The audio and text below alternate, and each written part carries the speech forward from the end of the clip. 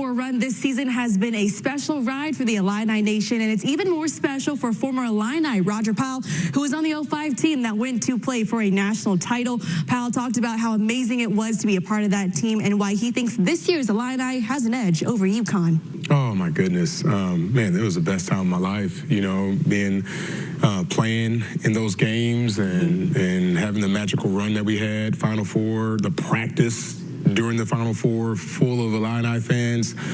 There's so many emotions that, you know, kind of come back. But it was an unbelievable time for me, and I'm so excited for these guys, these young Illini, to get to experience it. This year was the 20th year anniversary. What is it like when you guys get together in one room? Well, this year was special, and it's pretty cool that it was, you know, at the beginning of this basketball season that we all got back together for a football game. And I'm actually wearing the little quarters that they gave us. You know, I got some gear from that. But it's pretty cool, and I'm sure all of us are going to be there in Indianapolis rooting on the Illini. So it's kind of another reunion. 6 months later. You look at this matchup, though, once again with UConn. They faced each other earlier in the season.